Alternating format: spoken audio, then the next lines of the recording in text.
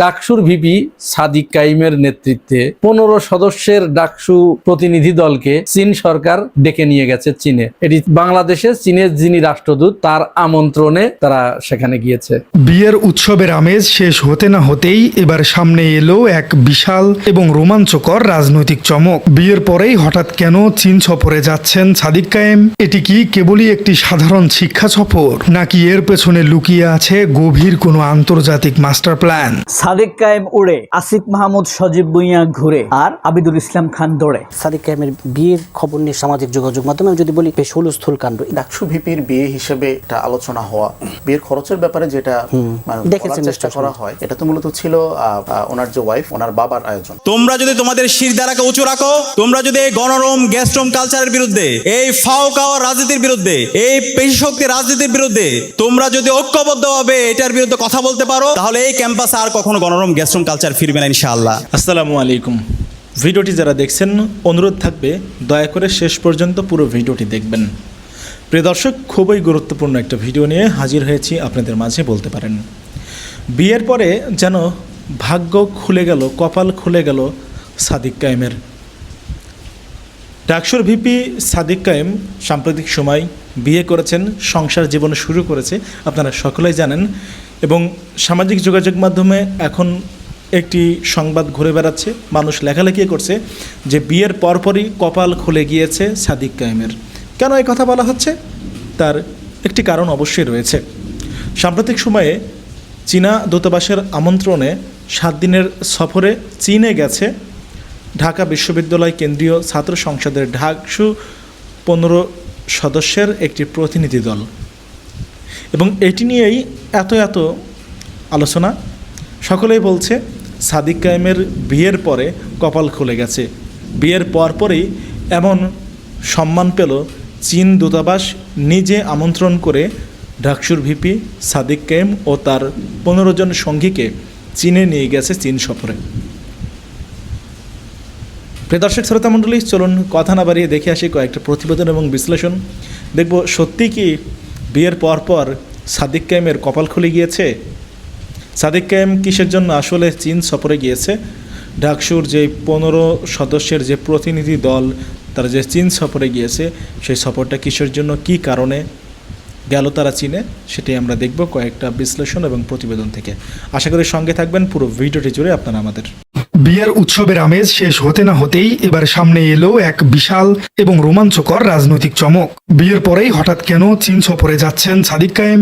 এটি কি কেবলই একটি সাধারণ শিক্ষা সফর, নাকি এর পেছনে লুকিয়ে আছে গভীর কোনো আন্তর্জাতিক মাস্টার প্ল্যান? সাদিক কায়েম কি শুধু একজন ছাত্রনেতা, নাকি তিনি এবার নীরবে দেশের এক বিশাল রাষ্ট্রীয় কূটনীতির দায়িত্ব নিজ কাঁধে তুলে নিয়েছেন?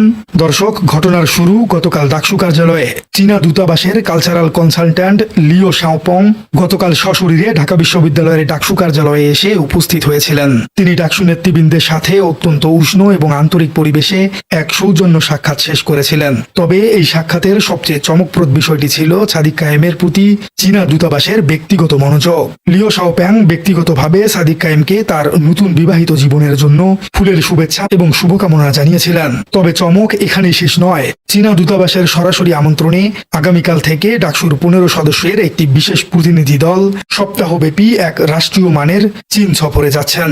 এই সফরকালে ডাকসুর নেতৃত্ববৃন্দ চীনের শীর্ষস্থানীয় বিভিন্ন বিশ্ববিদ্যালয় এবং ছাত্র সংসদ পরিদর্শন করবেন। এখন প্রশ্ন হলো, একজন ছাত্রনেতা হিসেবে সাদিক কায়েমের এই আন্তর্জাতিক কানেকশন বা যোগাযোগ আসলে কতটা শক্তিশালী? অতীতের ডাকসু ভিপি বা ছাত্র নেতাদের দিকে তাকালে আমরা কি দেখতে পাই? তারা সাধারণত ক্যাম্পাসের স্থানীয় রাজনীতি নিয়েই ব্যস্ত থাকতেন। হলের সিট বন্টন কিংবা বড়জোর জাতীয় রাজনীতির লেজুর ভিত্তি করাই ছিল তাদের প্রধান কাজ। বিদেশি দূতাবাস বা আন্তর্জাতিক রাষ্ট্রীয় পর্যায়ে তাদের খুব একটা পদচারণা বা প্রভাব একেবারেই ছিল না। কিন্তু সাদিক কায়েম সেই পুরনো ছক একেবারে ভেঙে চুরমার করে দিয়েছেন। একজন ছাত্র প্রতিনিধি হয়েও তিনি বহির্বিশ্বের সাথে গভীর এবং শক্তিশালী সম্পর্ক স্থাপন করেছেন, যা আগের যে কোনো ডাকসু নেতার পক্ষে কল্পনা করাও সম্ভব ছিল না।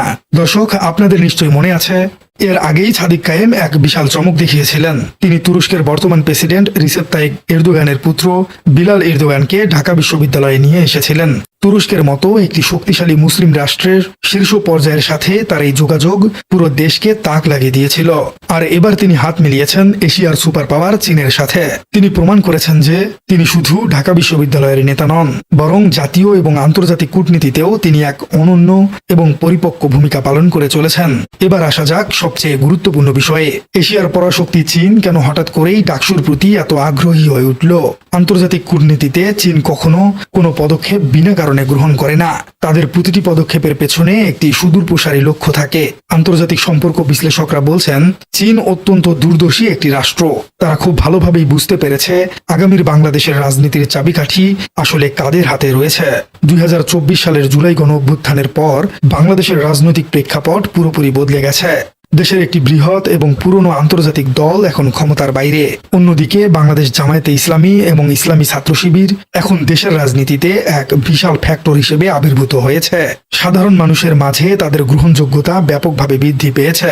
আগামী দিনে তারা একটি জোটবদ্ধ সরকার গঠন করতে পারে অথবা রাষ্ট্রীয় ক্ষমতায় একটি বিশাল প্রভাব বিস্তার করতে পারে, এমন একটি জোরালো সম্ভাবনা ইতিমধ্যেই তৈরি হয়েছে। ডাকসুর বর্তমান নেতৃত্বে যারা রয়েছেন তাদের অনেকেই এই আন্তর্জাতিক মতাদর্শের সাথে গভীরভাবে সম্পৃক্ত। চীন এই ভূরাজনৈতিক সমীকরণটি অত্যন্ত নিখুঁতভাবে মেলাতে পেরেছে। তারা বুঝতে পেরেছে আগামী দিনের বাংলাদেশ পরিচালিত হবে এই তরুণ মেধাবী নেতাদের হাত ধরেই। তাই ক্ষমতায় যাবার আগেই এই ভবিষ্যৎ রাষ্ট্রনায়কদের অর্থাৎ সাদিক কায়েমদের সাথে একটি মজবুত সম্পর্ক তৈরি করতে চাইছে বেইজিং। দর্শক, চীনের এই কৌশলকে আন্তর্জাতিক সম্পর্কের ভাষায় বলা হয় সফট পাওয়ার বা কোমল শক্তি। আন্তর্জাতিক কূটনীতিতে সাধারণত দুই দেশের শক্তির প্রয়োগ দেখা যায়। এটি হলো হার্ড পাওয়ার, অর্থাৎ সামরিক শক্তি বা অর্থনৈতিক অবরোধের মাধ্যমে অন্য দেশকে ভয় দেখিয়ে নিজের পক্ষে আনা। এটি হলো হার্ড পাওয়ার। আর অন্যটি হলো সফট পাওয়ার, অর্থাৎ সফট পাওয়ার মানে হলো কোনো রকম জবরদস্তি না করা, শিক্ষা, সংস্কৃতি, প্রযুক্তি এবং আদর্শিক বিনিময়ের মাধ্যমে অন্য একটি দেশের মানুষের মন জয় করে নেওয়ার পাওয়ার। চীন এখন ডাকসু নেতাদের যে আমন্ত্রণ জানিয়েছে আর এর মাধ্যমে যে কূটনীতি করছে সেটি হলো সফট পাওয়ারের একটি বড় উদাহরণ। চীন তাদের ঐতিহ্য এবং অর্থনৈতিক মডেল এবং তাদের প্রযুক্তিগত উৎকর্ষতা এই তরুণ নেতাদের সামনে তুলে ধরতে চাচ্ছে। এর মাধ্যমে চীন আগামী দিনের নীতি নির্ধারকদের সাথে একটি সিমেন্ট্রিক বা ভারসাম্যপূর্ণ রাষ্ট্রীয় সম্পর্ক তৈরি করতে চাইছে। চীনের এই পদক্ষেপ তাদের বহুল আলোচিত মেগা প্রকল্প অর্থাৎ বেল্ট অ্যান্ড রোড ইনিশিয়েটিভ বা BRI এর মতো প্রকল্পগুলো বাস্তবায়নের সুদূরপ্রসারী কৌশলগত অংশ। এই প্রকল্পের মাধ্যমে চীন পুরো বিশ্বকে একটি বিশাল বাণিজ্যিক নেটওয়ার্কে যুক্ত করতে চাচ্ছে। আর সেই নেটওয়ার্কে বাংলাদেশকে একটি শক্তিশালী মিত্র হিসেবে পেতে হলে আগামী দিনের নীতি নির্ধারকদের সাথে এখন থেকেই সুসম্পর্ক গড়ে তোলা চীনের জন্য অত্যন্ত জরুরি। চীন সেই কাজটি অত্যন্ত সুকৌশলে এবং নিখুঁতভাবে সম্পন্ন করেছে। এই সফরের মাধ্যমে ডাকসু এবং বাংলাদেশের রাজনৈতিক অঙ্গনে অনেকগুলো গুরুত্বপূর্ণ সুবিধা অর্জিত হতে পারে। প্রথমত, রাজনৈতিক সুবিধা। এই সফরের মাধ্যমে তরুণ ছাত্র নেতারা সরাসরি চীনের রাজনৈতিক কাঠামো সম্পর্কে একটি গভীর ধারণা লাভ করবেন। রাষ্ট্র পরিচালনার মডেল সম্পর্কে তারা বাস্তব জ্ঞান অর্জন করবেন। একটি বিশাল জনসংখ্যার দেশকে কিভাবে শৃঙ্খলার মধ্যে রাখতে হয় তা তারা শিখবেন। কিভাবে এত দ্রুত একটি দেশ অর্থনৈতিক পরাশক্তিতে পরিণত হতে পারে তার বাস্তব অভিজ্ঞতা তারা সরাসরি অর্জন করবেন। দ্বিতীয় বিষয়টি হলো কূটনৈতিক সুবিধা। আন্তর্জাতিক পরিমণ্ডলে বাংলাদেশের অবস্থানকে আরো সুদৃঢ় করতে এই সফর বিশাল ভূমিকা রাখবে। চীনের মতো একটি ভেটো প্রদানকারী পরাশক্তির সাথে সরাসরি যোগাযোগের একটি চ্যানেল তৈরি হয়েছে। সাদিক কায়েম ভবিষ্যতে যে কোনো আন্তর্জাতিক সংকটে বাংলাদেশের জন্য একটি বড় কূটনৈতিক ঢাল হিসেবে কাজ করতে পারবেন। দর্শক, তৃতীয় বিষয়টি হলো শিক্ষা এবং প্রযুক্তিগত সুবিধা। চীনের শীর্ষ বিশ্ববিদ্যালয় এবং বিজ্ঞান ও প্রযুক্তি বিশ্ববিদ্যালয়গুলো পরিদর্শনের একটি দারুণ সুযোগ তৈরি হয়েছে এই সফরের মাধ্যমে। সাদিক কায়েম এই পুরো প্রক্রিয়ায় একজন অত্যন্ত দক্ষ এবং স্মার্ট কূটনীতিবিদের মতো কাজ করছেন। তিনি দেশের অভ্যন্তরীণ রাজনীতির পাশাপাশি আন্তর্জাতিক ভূরাজনীতির সমীকরণগুলো খুব ভালোভাবে বুঝছেন। তিনি অত্যন্ত সতর্কতার সাথে প্রতিটি পদক্ষেপ মোকাবেলা করছেন। তার এই বুদ্ধিভিত্তিক এবং দূরদর্শী নেতৃত্ব প্রমাণ করেছে তিনি আগামী দিনের বাংলাদেশের জাতীয় রাজনীতিতে অত্যন্ত গুরুত্বপূর্ণ ভূমিকা রাখবেন। দর্শক, আপনার কি মনে হয় হঠাৎ করে সাদিক কায়েমের এই চীন ভ্রমণ আসলে কি বার্তা দিচ্ছে? চীন কি জামাত শিবিরের সাথে নতুন করে সম্পর্কে জড়াতে চাচ্ছে? যদি সেটি সত্য হয় তাহলে কেন? কমেন্টে জানিয়ে দিন আপনার মূল্যবান মতামত।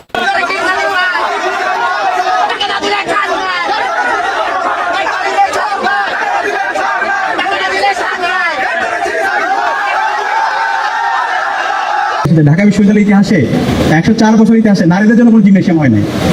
আমরা তোমাদের জন্য প্রায় 70 লক্ষ টাকা খরচ করে ঢাকা বিশ্ববিদ্যালয় সেন্ট্রাল ফিল্ডের মধ্যে তোমাদের জন্য আমরা নারীদের জন্য জিমনেশিয়াম স্থাপন করেছি। জিমনেশিয়ামের কাজ শেষ, আশা করছি তোমরা যাবা। A more stable, a more stronger Bangladesh. Despite very limited publicity for the event. ডাকসুর ভিপি সাদিক কাইমের নেতৃত্বে 15 সদস্যের ডাকসু প্রতিনিধি দলকে চীন সরকার ডেকে নিয়ে গেছে চীনে। এটি বাংলাদেশে চীনের যিনি রাষ্ট্রদূত তার আমন্ত্রণে তারা সেখানে গিয়েছে। ডাকসুকে কেন হঠাৎ করে চীন সরকার ডেকে নিয়ে গেল, প্রশ্নটা আসা স্বাভাবিক না? এটা কিন্তু খুব সূক্ষ্ম একটা প্রশ্ন এবং এখানে আপাত দৃষ্টিতে মনে হচ্ছে খুব সিম্পল একটা ব্যাপার, কিন্তু এর ভিতরে বিরাট একটা রাজনৈতিক বার্তা রয়েছে। মূলত সাদিক কায়েমকে তারা ডেকে নিয়ে গেছে, সম্পূর্ণ চীনা খরচে তাদেরকে নিয়ে গেছে, আবার তাদেরকে বাংলাদেশে দিয়ে যাবে। মাঝখানে তারা 7 দিন থাকবে ওখানে। এই 7 দিন ধরে বিভিন্ন জায়গায় তারা ঘোরাঘুরি করবে এবং বেশ কয়েকটি জায়গায় সাদিক কায়েমের কাছ থেকে কিছু গুরুত্বপূর্ণ আইডিয়া তারা নেবে। কি কি আইডিয়া তারা নেবে সেই বিষয়টি আমি আসব। তার আগে এই যে সাদিক কায়েমকে ডেকে নিয়ে গেল চীন সরকার, এই প্রতিহিংসায় ছাত্রদল জ্বলে পুড়ে মরছে। ইন দ্য মিন টাইম তারা কি করেছে জানেন? আজ সারা দিন, এই আমি যখন ভিডিও করছি 17 তারিখ রবিবার, সকাল 10টা থেকে শুরু করে সন্ধ্যা পর্যন্ত ডুয়েট অর্থাৎ ঢাকা ইউনিভার্সিটি অফ টেকনোলজি এই বিশ্ববিদ্যালয়ের শিক্ষার্থীদের উপর ছাত্রদল, বহিরাগত ছাত্রদল, যুবদল এবং ওই ডুয়েটের যারা কর্মকর্তা কর্মচারী বিএনপিপন্থী তারা একযোগে সাধারণ শিক্ষার্থীদের উপরে হামলা চালিয়েছে। একটা বিশ্ববিদ্যালয়ের শিক্ষার্থীদের উপরে একটা রাজনৈতিক দলের ছাত্র সংগঠন যদি এইভাবে তারা হামলে পড়ে, তাহলে তাদের কাছ থেকে এই ছাত্ররা কি আশা করতে পারে? আসলে তো তাদের কাছে কিছু নাই, ছাত্রদের দেবার মতো তাদের কাছে মূলত কিছুই নাই। মানুষ ছাত্রদল কেন করে? ছাত্রদলের কি কোনো আদর্শ আছে? কোন আদর্শের পরিপ্রেক্ষিতে ছাত্রদল করবে? মূলত মানুষ ছাত্রদল করে কিছু টাকা পয়সা ইনকামের জন্য। নেতার পিছনে পিছনে দৌড়ালে, নেতার গাড়ির পিছনে দৌড়ালে কিছু টাকা পাওয়া যায়, ডে বেসিসে মিছিলে টিছিলে গেলে সেখান থেকে কিছু টাকা ইনকাম হয়, কারণ টাকা প্রত্যেকটা জায়গায় এদের টাকা জড়িত। তারপরে কোনো অনুষ্ঠান করতে দিলে হয়তো কোনো নেতা আসবে, সেই নেতার আগমন উপলক্ষে একটা অনুষ্ঠান করলো, সেই অনুষ্ঠানে হয়তো একটা থোক বরাদ্দ দিয়ে দিল যে এই টাকাগুলো নাও, সেখানে খরচ করবা। তখন তারা কি করে, হয়তো 2 লাখ টাকা দিল, ওইখান থেকে তারা 1 লাখ খরচ করে আর 1 লাখ বাঁচায়। এই লাভটুকুর জন্যই ছাত্রদল করতে যায়, এছাড়া বাকি তাদের প্রচার করার মতো কোনো আদর্শ নাই। তো এই ছাত্রদলের কাজ হচ্ছে নেতার কোথায় মারামারি করা, প্রক্সি মারামারি করতে যায়। আবার নেতা যখন বলে দেয় যে অমুক ক্যাম্পাস দখল করতে হবে, তখন সেখানে গিয়ে তারা মারামারি করে দেয়। ঠিক এই ধরনেরই একটা মহড়া আজকে ডুয়েটে হয়ে গেল। ডুয়েটের এই মারামারিটা আজকে কেন হলো? ডক্টর মোহাম্মদ ইকবাল হোসেনকে ডুয়েটের ভিসি হিসেবে সরকার নিয়োগ দিয়েছে, একযোগে যে বিভিন্ন বিশ্ববিদ্যালয়ের দলীয় শিক্ষক নিয়োগ দিল, এরই ধারাবাহিকতায় ডুয়েটেও দিয়েছে।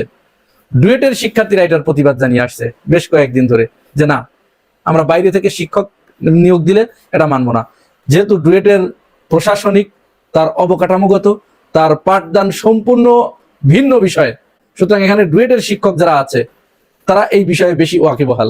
বাইরে থেকে এসে তারা এইটার সাথে সুষ্ঠুভাবে তাল মেলাতে পারবে না, সঠিকভাবে তারা পাঠদান করতে পারবে না, ডিরেকশন দিতে পারবে না। সুতরাং ডুয়েট থেকেই ডুয়েটের ভিসি দিতে হবে, এই তাদের দাবি। খুবই যৌক্তিক, এই দাবি তারা করতেই পারে। আপনারা জানেন বিডিআর মেসাকার কেন হয়েছিল? জানেন আপনারা? মনে আছে? বিডিআর মেসাকার হয়েছিল কিন্তু এই কারণে যে যিনি বিডিআর এর প্রধান হতেন, ডিজি হতেন, তাকে আনা হতো সেনাবাহিনীর ভিতর থেকে, অর্থাৎ বিডিআর এর ভিতর থেকে ডিজি বানানো হতো না। তার মানে অন্য জায়গা থেকে এসে বিডিআর জওয়ানদেরকে তারা শাসন করত, ডমিনেট করত। এই ক্ষোভও কিন্তু তাদের ভিতরে কাজ করেছে। সেই ক্ষোভ থেকেই কিন্তু অত বড় একটা বিস্ফোরণ ঘটে গেল আওয়ামী লীগের প্রত্যক্ষ মদদে, ভারতের প্রত্যক্ষ মদদে। ঠিক ডুয়েটেও এরকম একটা পরিস্থিতি তৈরি হয়েছে। তারা ছাত্ররা চাচ্ছিল যে না, আমরা এখানে বাইরের ভিসি মানবো না। এই যখন মানবো না এই কথা বলার পরে আজ রবিবার ভিসি তার দলবল সহ ক্যাম্পাসে জোর করে প্রবেশ করতে যায়, অনেকটা ফিল্মি স্টাইলে, নায়কের মতো, নায়কের ভঙ্গিতে ভিসি ইকবাল হোসেন। ছাত্ররা এতে বাধা দেয়।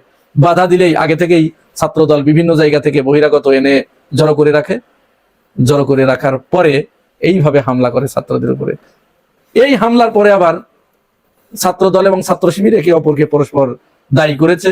ছাত্রদল বলেছে শিবির সাধারণ শিক্ষার্থীদের শ্রদ্ধা বরণের থেকে তারা এই হামলা করেছে, আর ছাত্র শিবিরের SM ফরহাদ বলেছে যে না, তারা ছাত্রদের একটা বৈধ দাবিকে পাশ কাটিয়ে যাওয়ার জন্য বহিরাগত, তারপরে বিশ্ববিদ্যালয়ের কর্মকর্তা কর্মচারী এবং শিক্ষকরা মিলে সাধারণ শিক্ষার্থীদের উপরে হামলা করেছে। এখন এখানে ছাত্র দলের যে দাবি, এই দাবির কিন্তু কোনো সত্যতা আমরা পাই নাই, কিন্তু SM ফরহাদ যে দাবি করছে সেই দাবির সত্যতা আমরা পেয়েছি। তাহলে SM ফরহাদ কিন্তু এখানে সঠিক তথ্য দিয়েছে। তো ছাত্র দল যখন এইভাবে মারপিট করে পেশি শক্তি প্রদর্শন করে তারা আধিপত্য কায়েম করতে চাচ্ছে, অপরদিকে ছাত্র শিবির কি করছে? ঢাকা বিশ্ববিদ্যালয়ে নবীনবরণ অনুষ্ঠান করেছে, আপনারা জানেন। সমস্ত শিক্ষার্থীরা সেখানে ছুটে গিয়েছিল, তারা সেখানে কোরআন বিতরণ করেছে, শিক্ষা সামগ্রী বিতরণ করেছে, তাদেরকে সম্মান দিয়েছে, ফুল দিয়ে তাদেরকে বরণ করেছে। দেখুন, এই যে ফুল দিয়ে বরণ করে নিচ্ছে।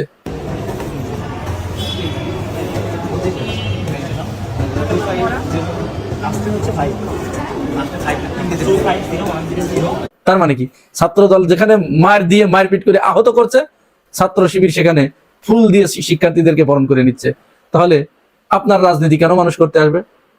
বাংলাদেশের ক্যাম্পাসগুলোতে যদি সুষ্ঠু রাজনীতি চলে, নিরপেক্ষ রাজনীতি চলে, কোনো পক্ষ যদি জোর জবরদস্তি না করে ছাত্রদল, কোনোদিন ছাত্রদলের মিছিল দেওয়ার জন্য 10টা ছেলেও খুঁজে পাওয়া যাবে না। এটা আপনারা লিখে রাখতে পারেন। কিন্তু তারা সব সময় ওই যে পেশি শক্তি, রাষ্ট্রীয় শক্তি, এগুলো ব্যবহার করে তারা তাদের আধিপত্য জানান দেয়, তাদের উপস্থিতি জানান দেয়। যাই হোক, এবার সর্বশেষ কথায় আমরা চলে আসি যে সাদিক কায়েমকে চীন কেন ডেকে নিয়ে গেল। চীন এখানে মূলত সাদিক কায়েমকে আন্তর্জাতিক মানের একজন নেতৃত্ব যে সে হতে যাচ্ছে এটা বুঝতে পেরেছে। চীন কিন্তু ঘাগুমাল, তারা বুঝতে পেরেই সাদিক কায়েমকে কিন্তু ডেকে নিয়ে গেছে, তার সাথে আরো 15 জনকে নিয়ে গেছে। সেখানে গিয়ে 7 দিন যে সফর করবে, এখানে বিভিন্ন বিশ্ববিদ্যালয়ে ভিজিট করবে, ছাত্র সংগঠনগুলোর সাথে ভিজিট করবে, মত বিনিময় করবে, তাদের ছাত্র সংসদ গুলো দেখবে, তারপরে বিজ্ঞান প্রযুক্তি বিষয়গুলো দেখবে, তাদের অবকাঠামোগত উন্নয়ন দেখবে, বিভিন্ন ঐতিহাসিক স্থাপনাগুলো দেখবে। আর ইউথ ডেভেলপমেন্ট নামে একটা ফোরামের সাথে সেখানে সাদিক কায়েম বক্তব্য করবেন, ডাকসুর সদস্যরাও বক্তব্য দিবেন। এইখান থেকে এই যে তারা ম্যাসিভ ভিক্টরি অর্জন করেছে, যুব সমাজের যে আইকনে পরিণত হয়েছে সাদিক কায়েম, এই আইডিয়াটুকু মূলত চীন নিতে চায়। এই আইডিয়াটুকু নেবার জন্যই সাদিক কায়েমকে তারা ডেকে নিয়ে গেছে। এমনি চীন কিন্তু সাদিক কায়েমকে ডেকে নিয়ে যায়নি, তারা বুঝতে পেরেছে ও বড় ঘাগুমাল। এটা বুঝতে পেরেই সাদিক কায়েমের কাছে তারা জিজ্ঞাসা করবে যে কিভাবে আপনি এরকম তরুণদের, যুবকদের আইকনে পরিণত হলেন, কিভাবে আপনি আপনার আদর্শ প্রচার করেন, কিভাবে ছাত্র সমাজ আপনার পক্ষে হয়ে গেল, কিভাবে টোটাল জনসমুদ্রকে আপনি আপনার পক্ষে নিয়ে নিলেন। সাদিক কায়েম কিন্তু জুলাই আন্দোলনের অন্যতম একজন সমন্বয়ক, কিন্তু তিনি কখনোই এটা দাবি করেন নাই। কিন্তু বিশ্ব ঠিকই জানে, বাংলাদেশের মানুষ যেমন জানে, চীনও কিন্তু ঠিক এই বস্তু খুঁজে বের করে ফেলেছে। এটা যে হীরা, এটা যে রত্ন, এটা চীন খুঁজে বের করে ফেলেছে। যার কারণে তাদেরকে ডেকে নিয়ে গেছে, তাদেরকে সম্মানিত করেছে, তাদের কাছ থেকে আইডিয়া নেবে, আর সবশেষ তাদেরকে কিছু উন্নয়নমূলক কাজের সহযোগিতা করবে। ঢাকা বিশ্ববিদ্যালয়ে যে আরো 10টি হল হবে, মেয়েদের জন্য 5টি, ছেলেদের জন্য 5টি, 2800 কোটি টাকার একটা বাজেট এখানে চীন বড় ধরনের একটা সহযোগিতা করবে, বিনিয়োগ করবে। চীনের সহযোগিতা এখানে হল হবে, মূলত এই জন্যই ডেকে নিয়ে গেছে। আর এই প্রতিহিংসায় জ্বলে পুড়ে ছাত্রদল সরকার হয়ে যাচ্ছে। সরকার হওয়ার প্রেক্ষিতেই তারা আজকে ডুয়েটে হামলা চালিয়েছে। প্রিয় ভাই বোনেরা, আপনারাও কি তাই মনে করেন? সাদিক কায়েমের বিয়ের খবর নিয়ে সামাজিক যোগাযোগ মাধ্যমে যদি বলি বেশ হুলস্থুল কাণ্ড। এই বিয়ে নিয়ে আলোচনা আছে, সমালোচনা আছে। আপনার কি মনে হয় কিনা যে তার এই বিয়ে নিয়ে যে বিয়ের খরচ নিয়েও নানা ধরনের সামাজিক যোগাযোগ মাধ্যমে নানা আলোচনা সমালোচনা আছে? ডাকসু ভিপির বিয়ে হিসেবে একটা আলোচনা হওয়া, দেশব্যাপী আলোচনা হওয়াটা এটা একটা স্বাভাবিক ঘটনা। বিয়ের খরচের ব্যাপারে যেটা দেখেছেন চেষ্টা করা হয়, এটা তো মূলত ছিল ওনার যে ওয়াইফ, ওনার বাবার আয়োজন।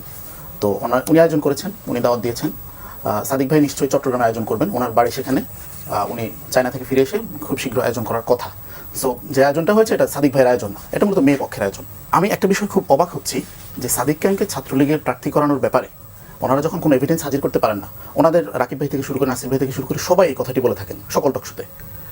মানে দেউলিয়াত্ব কোন পর্যায়ে পৌঁছালে যে ছাত্রলীগের ইনানের রেফারেন্স দেওয়া লাগে, যে একজনকে মানে ট্যাগ দেওয়ার জন্য ছাত্রলীগের সেক্রেটারি রেফারেন্স দেওয়া লাগে। এখন আমি যদি আজকে বলি ওনাদের 2 দিন পর কমিটি দেবে, সাপোজ আমি বললাম যে জীবন ভাই মুক্ত শিবির, মানে উনি ওনার দলের মধ্যে এই বিষয়টা কীভাবে ট্যাকেল দেবেন?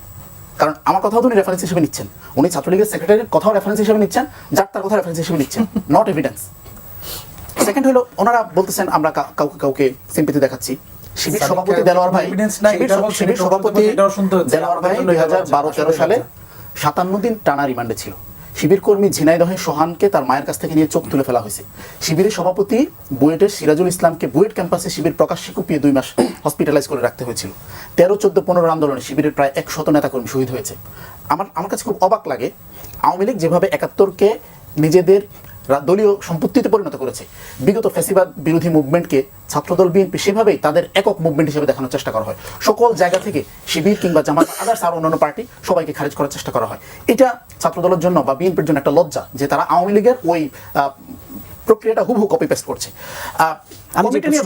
কমিটি নিয়ে বারংবার একটি প্রশ্ন করা হয় যে উনি বলছেন যে টিএসসিতে আমরা প্রোগ্রাম করেছি, আমাদের এদের প্রত্যেকের পরিচয় কি? দেখেন, আমার কমিটির ফরমেশনই হচ্ছে আমার এখানে 15 জনের কমিটি, 15 জনের এক একজনের এক এক পদ এবং সেই পদ ওয়াইজ আমার দায়িত্ব। সাপোজ আমার দায়িত্ব হচ্ছে ছাত্র কল্যাণ সম্পাদক। আমার একটা কাজ হচ্ছে আমার কোনো ভাই কোথাও যদি আহত হয় কিংবা কোনো প্রবলেমে পড়ে তাকে ডাক্তার দেখানো, হসপিটালে নেওয়া।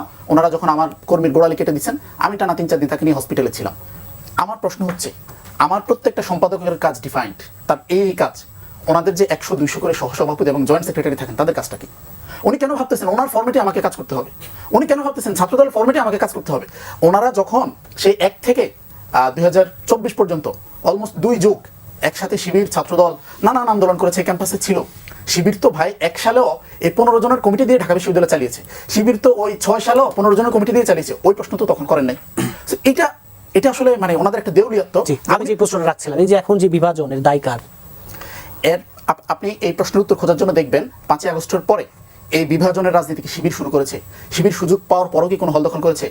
অন্যদিকে আপনি দেখবেন এই 5ই আগস্টের পর ছাত্রদল কি করেছে? ছাত্রদল যদি পায়ের গোড়ালি কাটা বন্ধ করে দেয়, থানায় হামলা করা বন্ধ করে দেয়, ক্যাম্পাসে হামলা করা বন্ধ করে দেয়, ভিসিকে মিছিল দেওয়া, নেতার পিছনে দৌড়ানোটাকে সবাই যখন হাসাহাসি করছে এটা নিয়ে দেশব্যাপী, তখন এটাকে আবার নির্লজ্জভাবে জাস্টিফাই করা, এই কাজগুলো থেকে যদি ছাত্রদল সরে আসে আমার বিশ্বাস ইমিডিয়েটলি পরিস্থিতির উন্নতি হবে।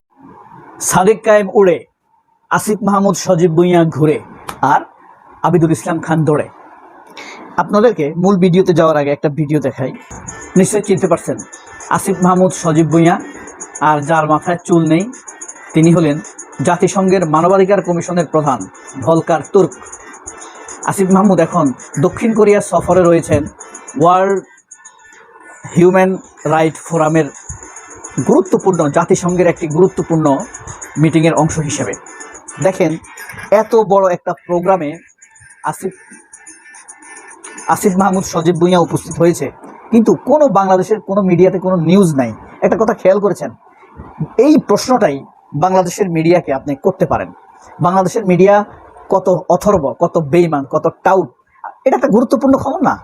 বাংলাদেশের একজন যে কোনো ধরেন বিএনপি হোক, একটা গুরুত্বপূর্ণ প্রোগ্রামে গেছে, এটা কি খবরের মতো বিষয় না? কিন্তু বাংলাদেশের কোনো মিডিয়া এই ব্যাপারে কোনো নিউজ করে নাই। এই যে দেখেন, সাদেক কায়েম চীন সফরে এখন আছেন তিনি।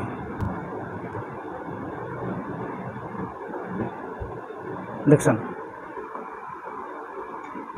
তার সঙ্গীরা সহ এখন বেইজিংয়ে ঘুরে বেড়াচ্ছেন। সাদেক কায়েমের এই স্ট্যাটাসটা খুব সুন্দর ছিল। চীনা ভাষায় তিনি তার ফেসবুক স্ট্যাটাসে লিখেছেন, বেইজিংয়ে বেশ কিছু বাংলাদেশি যারা বৃষ্টি ভালোবাসে। হ্যাঁ, তো এই যে সাদেক উড়ে বেড়ায় আর আসিফ মাহমুদ সজীব ভুঁইয়া ঘুরে বেড়ায়, সাদেক কায়েম রাষ্ট্রীয় কাজে গেছে না? খুবই গুরুত্বপূর্ণ কাজে গেছে। আসিফ মাহমুদ রাষ্ট্রের অংশ হিসাবে কাজে গেছে না? খুবই গুরুত্বপূর্ণ কাজে গেছে। সাদেক কায়েমও গুরুত্বপূর্ণ কাজে গেছে। এগুলো বাংলাদেশের নিউজ নাই। এরা নিউজ করলেও কিছু হবে না, না করলেও কিছু হবে না। এদের নিউজ আমরা এখন আর বিশ্বাস করি না। হাতে গোনা 2-1টা পত্রিকা নিউজ করছে, আর কেউ এগুলো নিউজ করে নাই। অথচ এগুলো বাংলাদেশের খুবই স্বার্থ সংশ্লিষ্ট বিষয়। আর এরা নিউজ করবে আবিদে যে দৌড়ায়, এটা নয়ন দৌড়ায়, এটা নয়ন যে পড়ায়, এটা নিউজ করবে। রাকিবের দৌড়ানি এটা নিউজ করবে। এ হলো এদের চরিত্র, বুঝতে পারছেন? আরও একবার আপনাদেরকে সম্ভবত দেখিয়েছিলাম, আবিদুল ইসলামকে প্রশ্ন করেছিল দীপ্তি চৌধুরীর স্টেট কার্ড প্রোগ্রামে যে একটা লোক কিভাবে কোন ক্যাটাগরির ভিত্তিতে ছাত্রদল করবে? ছাত্রদলকে পছন্দ করলেই ছাত্রদল করবে? তখন আবিদুল ইসলাম কি বলেছিল, সে তখন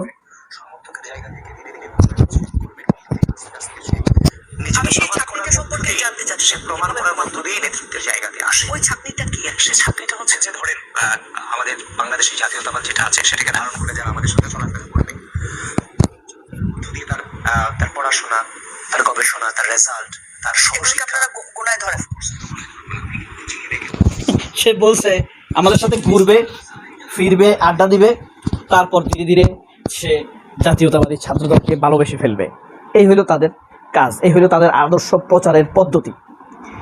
আবিদুল ইসলাম কিন্তু আসলে ছাত্রদল না, সে হলো তার যতক্ষণ না শেষ প্রতিদিন ছাত্রদল করে তার চাইতে বেশি সময় সে অ্যান্টি ডাকসু কার্যক্রম করে, অ্যান্টি সাদিক কার্যক্রম পরিচালনা করে।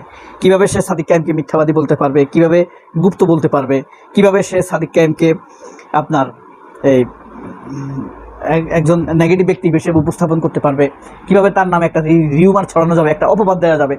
তার চিন্তা চেতনা নেগেটিভ কর্মকাণ্ড করতে করতে তার মধ্যে এখন আর কোনো পজিটিভ কর্মকাণ্ড পরিলক্ষিত হয় না।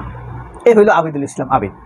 আমাদের এই সমাজে প্রোঅ্যাক্টিভ লোক দরকার, যারা নেতা হবে তাদেরকে প্রোঅ্যাক্টিভ হইতে হবে, স্বচালিত হইতে হবে।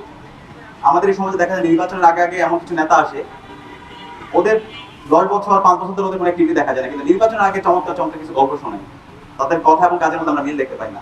এবং এই সাথে আমরা বলতে চাই, আমাদের যিনি নেতা হবেন, যিনি সমাজকর্মী হবেন, তার হাতে এই অঞ্চলের যারা নাগরিক হবে তাদের জীবনের নিরাপত্তা থাকবে, তাদের সম্পত্তির নিরাপত্তা থাকবে, এবং আমার যারা মা বোনরা আছে তাদের ইজ্জতের নিরাপত্তা থাকবে।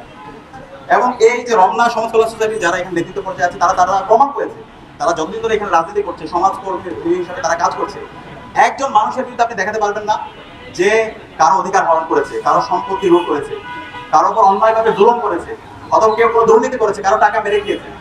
এই ধরনের লিডারশিপ যদি আমরা আমাদের আগামীর যেই আমাদের নগরের পরিকল্পনার জন্য এবং আমাদের আগামীর যে সিটি কর্পোরেশন নির্বাচন হবে, সেই নির্বাচনে যদি আব্দুল সাত্তার সম্বন্ধের মতো যদি মানুষদেরকে যদি আমরা নির্বাচিত করতে পারি, আমরা বিশ্বাস করি এই নগরের এবং এই বিশেষ করে স্টার্টনের চেহারা পরিবর্তন হয়ে যাবে ইনশাআল্লাহ। তো সেই জায়গা থেকে আমরা নগরের এই স্টার্টনের যারা বাসিন্দারা আছে আমরা তাদেরকে বলতে চাই, আমরা আপনাদের জীবনের নিরাপত্তার জন্য আমরা কাজ করতে চাই, সম্পদের নিরাপত্তার জন্য কাজ করতে চাই, স্বাস্থ্যের নিরাপত্তার জন্য আমরা কাজ করতে চাই, এখানকার যারা শিশুরা আছে, শিক্ষার্থীরা আছে, তাদের শিক্ষার অধিকার নিশ্চিতের জন্য আমরা কাজ করতে চাই। এবং সেটা আমরা কথা এবং কাজের মধ্যে আমরা মিল রেখেছি। যে আমি কথাগুলো বলছি, এখন বলতে পারেন ভাই তুমি তো অনেক বড় বড় কথা বলতেছো, আমি শুধু কথা বলছি না, আমরা কথা এবং কাজের মধ্যে প্রমাণ করেছি। ডাকসুতে আমরা যখন দায়িত্ব নিয়েছিলাম তখন বলেছিল ডাকসুতে আমরা দায়িত্ব নেওয়ার পর আমরা কাজ করতে পারবো না। এইরকম অসংখ্য অসহযোগিতার পরও মাত্র 7 মাসের মধ্যে আমরা ঢাকা বিশ্ববিদ্যালয়ের শিক্ষার্থীদের কাছে যে কমিটমেন্ট গুলো দিয়েছে প্রত্যেকটা কমিটমেন্ট আমরা অ্যাড্রেস করার চেষ্টা করেছি। এবং যেটা বললাম, যেটা হচ্ছে বিশ্ববিদ্যালয়ের প্রশাসনের কাজ ছিল, যেটা সিটি কর্পোরেশনের কাজ ছিল, যেটা রাষ্ট্রের কাজ ছিল, সেটা যখন তারা করছে না তখন আমরা নিজেরা করে দেখাইছি। প্রিয় দর্শক শ্রোতা মণ্ডলী, আপনারা দেখতে পারলেন। ব্যক্তিগত অভিব্যক্তি অবশ্যই কমেন্টে উল্লেখ করে জানাবেন আপনারা কি বলতে চান। শনিবার 16ই মে সন্ধ্যা 7টার দিকে সাদিক কায়েমের নেতৃত্বে বিশ্ববিদ্যালয় ক্যাম্পাস থেকে আন্তর্জাতিক বিমানবন্দরের উদ্দেশ্যে যাত্রা করে ডাকসুর 15 সদস্যের প্রতিনিধি দল।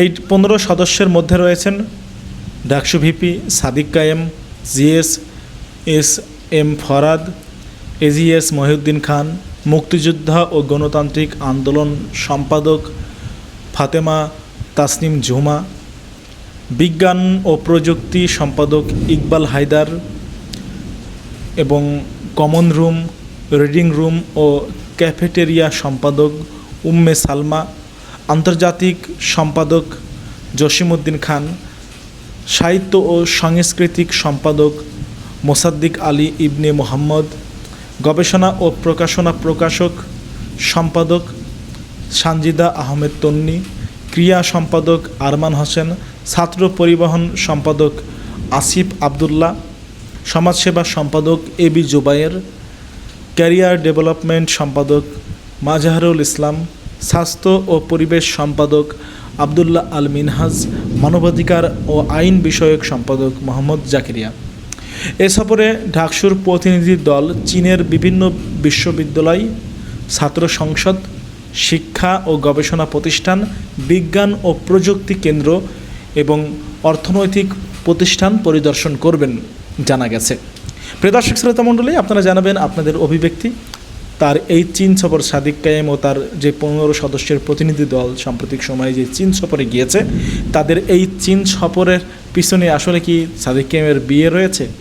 সাদিক কায়েমের বিয়ের জন্যই কি কপাল খুলে গেল তার? অবশ্যই জানাবেন আপনারা কি মনে করছেন। মানুষ তো অনেকেই মস্করা করে এগুলো লিখছে। ভালো থাকবেন, সুস্থ থাকবেন। আজকের মতো এই পর্যন্তই। দেখা হচ্ছে আর অন্য কোনো একটা ভিডিওতে।